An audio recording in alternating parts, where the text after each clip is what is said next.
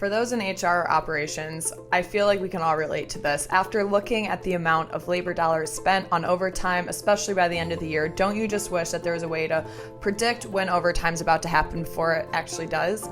Well, today I'm joined by John Woodworth. He and I will be discussing on how to actually spot unauthorized overtime before it happens, and doing so by identifying common indicators or, on the flip side, uncommon patterns. Let's get right into it.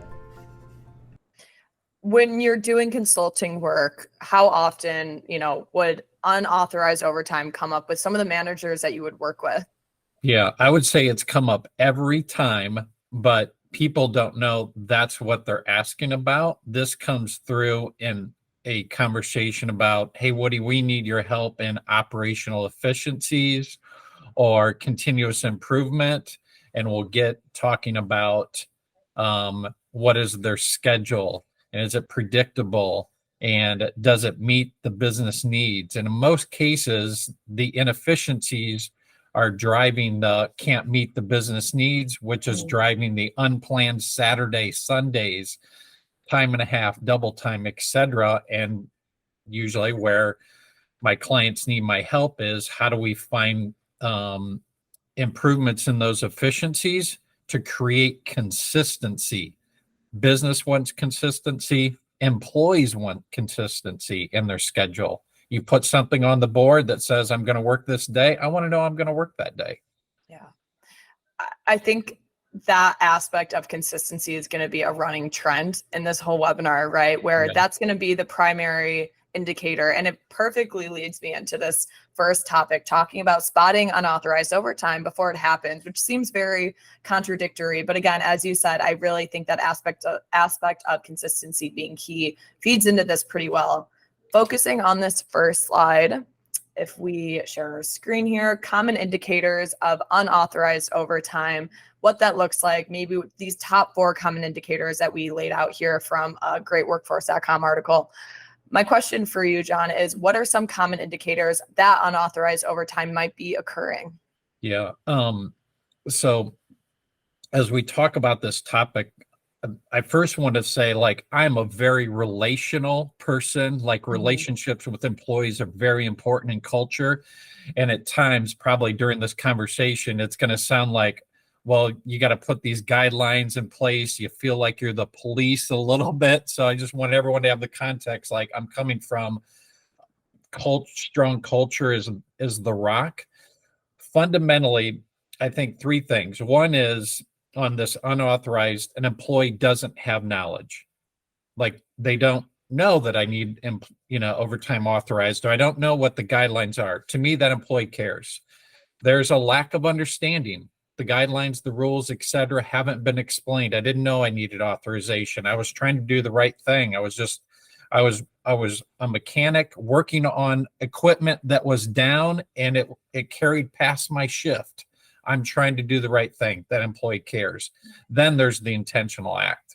It's the employee knows, they know they need it authorized, and they're trying to get a little extra dollars in the pocket, if you will. So as that is kind of the foundation, some of the things I would say to be looking for is, are employees, for example, gathering in areas where they normally wouldn't gather at times you wouldn't expect them to gather, like in a locker room. You see somebody coming out of a locker room 20 minutes after the end of the shift, or again at odd times. Do you see employees in areas you wouldn't normally see them, especially when a leader has gone home for the day, if you will? And probably employees not in normal working areas. Those would be some things as I'm just walking around visualizing, look a little abnormal, to beg me to ask some more questions. Can you share any specific strategies or even tools that have kind of helped proven effective in monitoring, these employee hours, right? And making sure, hey, everybody's where they need to be, there's no sketchy behavior going around, no unauthorized overtime happening under your nose, right? Is there any tools that you can recommend there? Yeah, there's a couple of things I'm thinking about. Is first, if your organization is large enough where you have frontline leaders, engage them. You want this to be a multifaceted, multi-area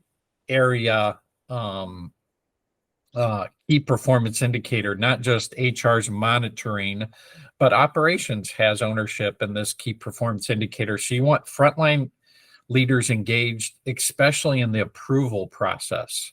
They are the ones, the leader, if you have an employee on a line and they report to, let's say, a first shift supervisor, you want that person approving the time. I think that's important. I think of an example where a facility of about 100 employees, and we ended up doing a weekly review. And a reason that came about is in California, if an employee does not get their half an hour lunchtime, then you need to pay them an hour extra of time. And so that became very expensive once that was discovered this was happening. Again, some of that was unintentional, people clocking out early. Hey, I want to get back to my workstation, if you will. So we just started monitoring that week by week and going employee by employee. And I will say it was very painful up front.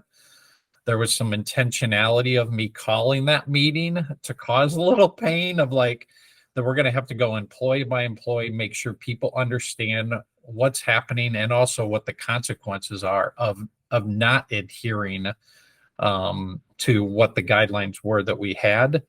And we did that review with HR. It was an HR operations team effort, if you will. Maybe one other example of facility, again, in California, and I'd call this kind of unintended consequences, is we had a disgruntled employee who was asking for certain things, but they went and looked at everything. And it wasn't a reason for the lawsuit, but discovered that our employees, these were 12-hour shifts, were not getting their lunch break before the 5th hour. And what was happening was employees were self-deciding in this was a high performance organization. Right. To, hey, we have sanitation going. Let's work through sanitation and we will take our lunch break after sanitation is done. Well, the burden is on the employer, not the employee. And everybody was trying to do the best of intentions, but that was a 6-figure payout. Because that had not been, I will say, administered. So we became much more visual in terms of, even in a high performance communication, of that employee schedule, who, when, and where. Who's working, when are they working, and where are they working? It actually reminds me a lot of a client that we had. I'm not gonna, name any names here, but we have a client and they had a similar issue, right? Where managers essentially, again, as you said, it was on the employer, it was on the manager side of things, where they weren't letting employees know, hey, this is your time to go on break. Employees were kind of running around. It was a little disorganized, quite frankly, on the internals of the company. And it was really hard for managers to pinpoint, especially with the organization this large. I believe it was around like 10,000 staff. They fluctuate season to season, but it was really hard for managers to kind of have a sense of what breaks need to be taken, where, who should be taking these breaks, et cetera, et cetera.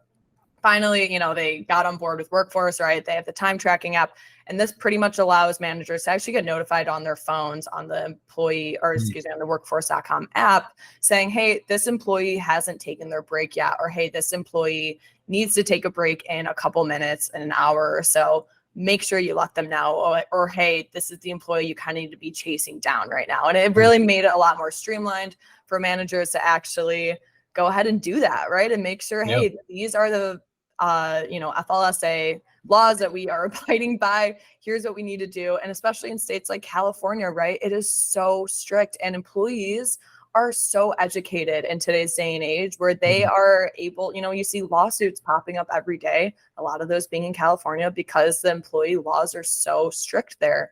So it's so important that managers are staying on top of it. And it's a lot of pressure, and a lot of these managers are just promoted frontline employees themselves, right? They need to also be educated and, using technology, leaning on technology for things like this. It's exactly why it's here, right? To build on that, I think of an example of where we use the technology, basically the time clocks, making sure that people, so those required donning and doffing. So there were required PPEs that were required. So we were paying for that time that we felt. You have to check your local kind of laws on that, but that donning and doffing and whether you pay for it or not, is it instrumental to the function of the job, if you will? Let's say somebody needs to wear a hazmat suit and they need to wear that before they start. From my knowledge, you should be paying for that time because it's a critical piece of their job, if you will. And you're asking them to do that before they start minute one. Yeah. So even in those areas, you can use your time clock to say, we're giving 7 minutes for that time. And the time clock doesn't allow somebody to punch in until that 7-minute mark. Yeah. Or same thing with lunches in, lunches out. You can't punch out early, that type of thing. So I would say use that technology to your advantage. Make sure you're communicating that you're doing that. And also, if you have the technology, like you said, Meredith, that's linked to your phone to give notices to those frontline leaders, hey, somebody just clocked out and it was 15 minutes late. They should be aware of that. And I think you bring up a really great point, right? You can point to technology as the bad guy in the situation, right? It doesn't need to be the manager that's taking on the brunt. You can say, oh, unfortunately, our system is automatic, so you can only clock in right at this hour. I'm so sorry about that. It's just how it is. Point to the technology. You can blame the third party. Exactly. We're here to be blamed. Yep. As long as, again, everybody knows that's the deal. Yep. Absolutely. Absolutely. You talked a little bit about how you are someone who kind of feeds a little bit of that HR, relational aspect into your managerial role. So what role does, effective communication actually play in preventing unauthorized overtime, especially in industries where shifts and schedules can vary, sometimes day to day? Yeah. This is the most important thing. Something that really drove me when I was younger in my career. My father worked in a factory for 44 years, same place, for the most part, the same job. And what I experienced when I was younger is he found out every Thursday whether he worked Saturday or not. And that blew up many family plans. And I vowed to myself, like, I'm not going to be in that situation with any of my teams. How would any of us, most of us who are probably listening on this call, have a lot of flexibility with their own schedules? And many of our employees don't have that same flexibility. And some of that just goes with the territory, but also we are responsible as leaders to make sure we're providing some of that consistency and communication. So I tried to always give employees like at least 2 weeks notice if we could do that. And so that communication, very, very visual, whether that's through monitors or if you don't have that technology, there's a place everybody can go. And I'm talking about even in high performance organizations. I led a team that we actually, when the teams first formed, we put them through some Dale Carnegie effective communication and leadership and building. And their first task was to decide on their own work schedule within parameters that we had set up. And those parameters were so, so important. And those parameters all came down to communication. Communication is so, so critical. Employees want that consistency. So even if you don't have the technology to put that, visually, do you have a bulletin board? I think of another example. In a facility, we had 800 employees. On each of the teams, we had somebody assigned the role of employee scheduler, if you will, and they were the ones communicating back to the team. So be a little creative, get employees engaged, but make that very visual. When people, back to the who's working, when are they working, where are they working? Thank you so much for watching that segment on our webinar on how to stop unauthorized overtime hours for shift-based businesses. If you want to check out more videos, feel free to click on this video here. If you want to look at more videos similar to this type of content, check out our channel. Be sure to subscribe.